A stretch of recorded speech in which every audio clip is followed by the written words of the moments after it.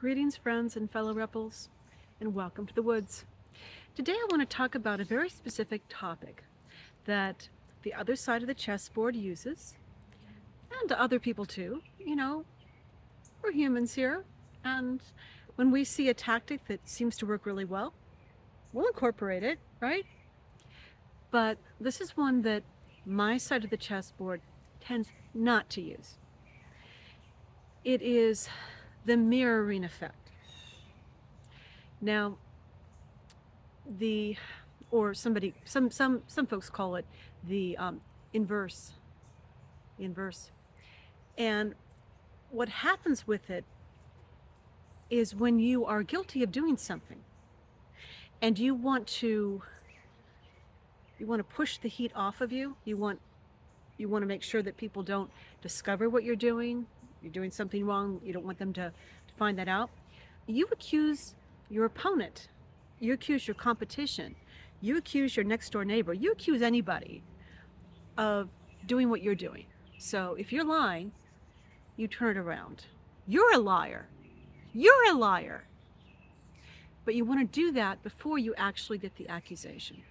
So if you see somebody who you think is onto you and knows what you've been up to and knows you've been stealing out of the till, you go accuse them of doing it. So they take the heat for what you did. I saw them stealing. They did it. I saw it. And if you're really clever, you will set it up so that something happens and it looks like, if there's a camera that's catching all, it looks like they might have done what you're saying that they did. It's a very, very popular technique.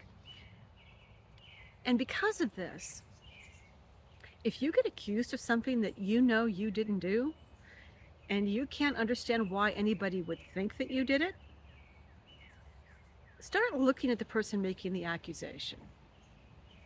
If you're in a relationship and your partner is accusing you of cheating on them, you're cheating on me, putting you on the defensive, getting you all upset, trying to get you to appease them, do anything to appease them, and you didn't do it, and you can't figure out why they would think that you did it, why don't you look and see what they're up to, what they've been doing? Because more often than not, this is a mirror, this is a reflection, this is a deflection. This is them scraping the crap off of their shoe and throwing it at you. I've been noticing quite a lot. The bots will pick up on this. So if you're dealing with AI, if you're dealing with the artificial, and it starts casting blame or guilt or attacking you for something that it's accusing you of doing, take a look and see what you have been the opponent of. Take a look and see what you stand against. What you stand against is most often what they will accuse you of doing. For one thing, it's a hot button, okay? The best way to hurt someone, to really harm someone, is to accuse them of doing something that they are fighting. Because most often, not always, but quite often, people will push back hardest against the things that they kind of want to do. So if you're a bully, but you choose not to practice that, if you want to get in there and tell people what they should be doing all the time, but you don't do that, you set that aside within yourself and you approach things from a calm and even perspective. People who do that, people who are bullies, they're going to drive you crazy. So if you see somebody who's really championing, they get hot under the collar about something, whether that something be uh, cheating or thieving or violence or you name it, you name it, whatever it is.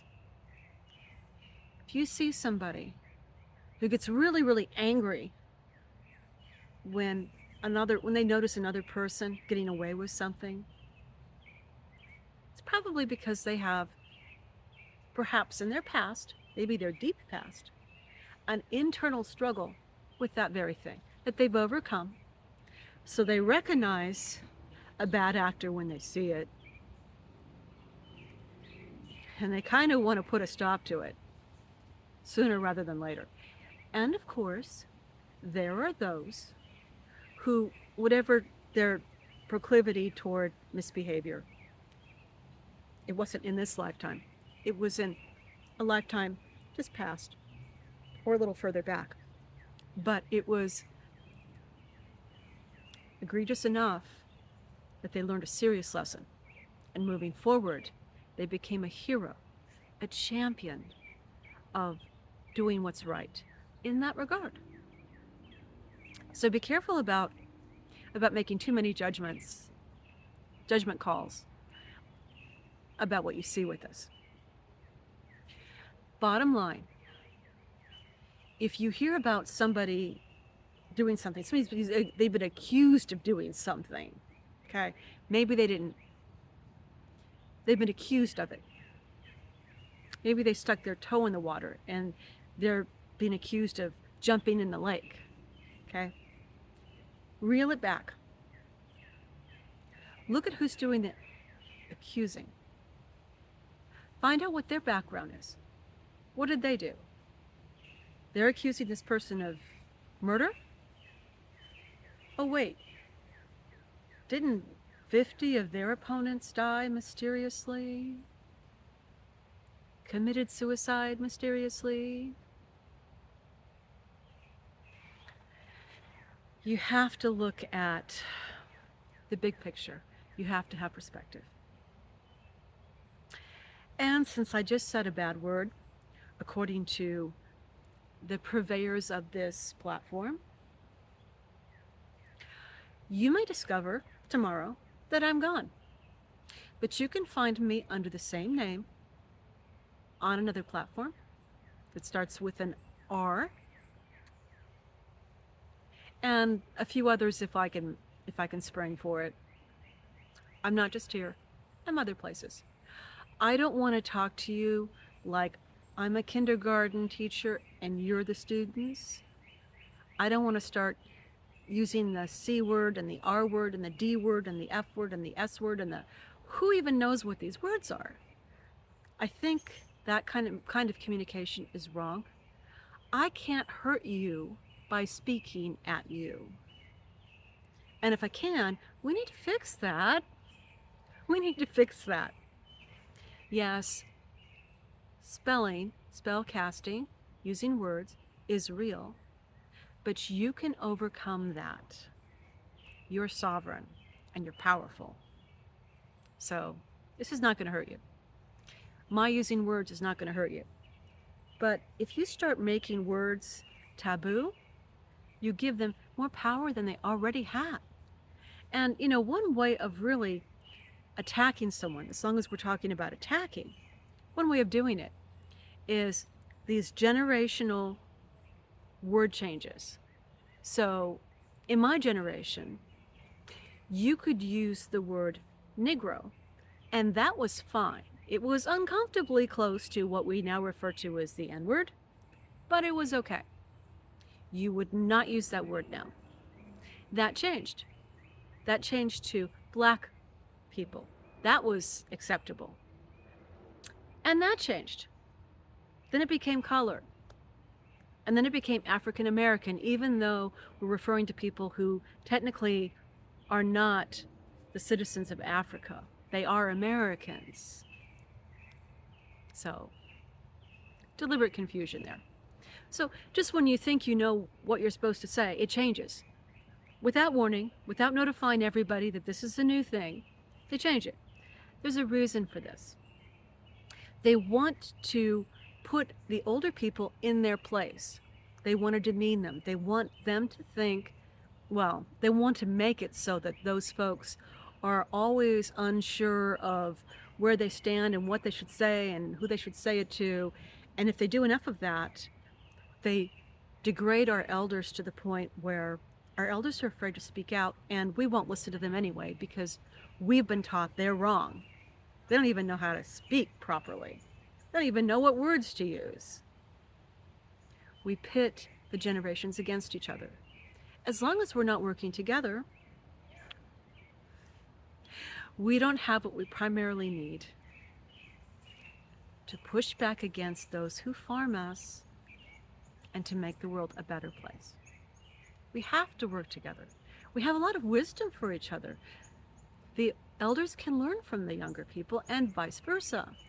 We can all learn from each other. The beauty of our planet is its diversity. Diversity brings creativity, and we can use that to make everything better for all of us. So, rather than fighting about what label to use, let's just decide that words don't have that much power.